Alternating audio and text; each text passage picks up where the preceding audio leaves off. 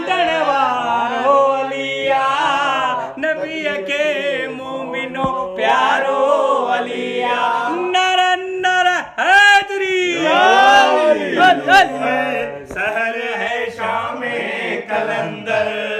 उठो रिंदो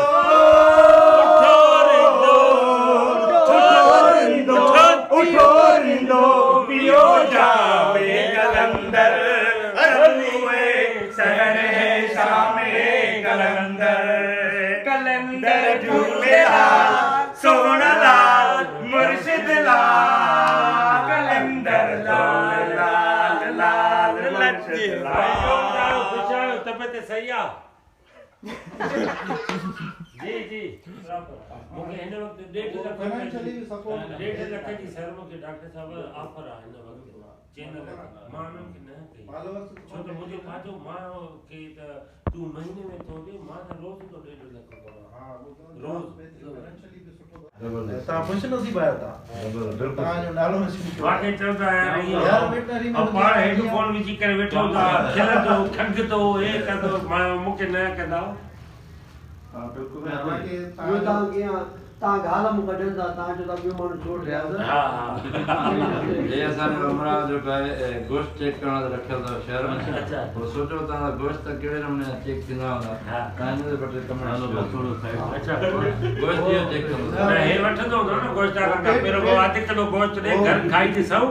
सही आहे हा पोल खे चवंदो हूंदो हे त हिनखे गोश्त माना मुफ़्त आहे न बाबा ठप आहे मिड़े असांजे घर बि मिड़े पेट भी ॾिसो माशाअल्लाह मुझे ॿुधाईंदा माण्हू ख़बर पवंदी अलाह महिरबानी डाला हिकु हुजनि स्क्रिप्ट हुजे लोकेशन हुजे 11 बजे मोबाइल बंदि हूंदी आहे पहिरियों घर जा कम करे पोइ मोबाइल जल्दी इहो तव्हांजे कराची में महिमान वग़ैरह ईंदा आहिनि साईं आहियो कन्वर्ट थी विया असांजे पाकिस्तानी रुपये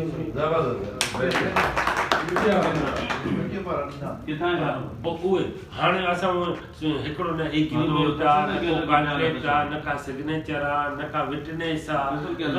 का शइ न पर हुनजो तव्हां कमु कयो असां तव्हांखे हाणे जेकॾहिं असां हाणे मां 3 खां बाक़ी हे दोस्त आहिनि माना 80,000 को 90 ईअं खणनि था इहा माना हिन जो टिकटॉक हुजनि ऐं यूट्यूब चैनल बि हिनजी आहे हिन मिसाल जिद कंदो त हिन में मूंखे रख मां तुंहिंजे मुआया रही न मूंखे हेठां हाणे हिनखे सभिनी खे टिकटॉक वारा पैसा था ॾियनि ऐं उन खां अलावा यूट्यूब वारा उहे माण्हू पैसा अथनि ट्रस्ट ॾिसो उन्हनि माण्हुनि जो उहे असां ॾिठा ई न आहिनि अलाए कीअं ॾिना अमेरिका वठंदो 11 बजे मोबाइल बंदि हूंदी आहे पहिरियों घर जा कम करे पोइ मोबाइल इहो तव्हांजे कराची में महिमान वग़ैरह ईंदा आहिनि साईं आहियो ॿियो दफ़ो वरी हुन डॉक्टर में नेक्स्ट पोइ अचे त मां हीअं करे ख़ुदा जो मार केरु आहे तूं डॉक्टर साहब पेट में सूर आहे पर तूं छो जाए तूं न जाए त असां साह न खणंदो आहे पंहिंजो ॿार न ॼणंदा तुंहिंजो कमु कहिड़ो तूं आयो छो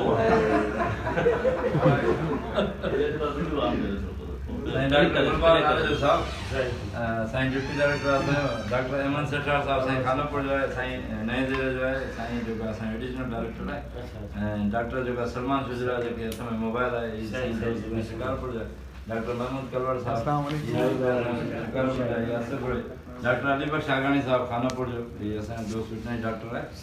ऐं जेको फ़कीर मोहम्मद ही बि दोस्त असांजो पंहिंजो स्टाफ डॉक्टर जेको आहे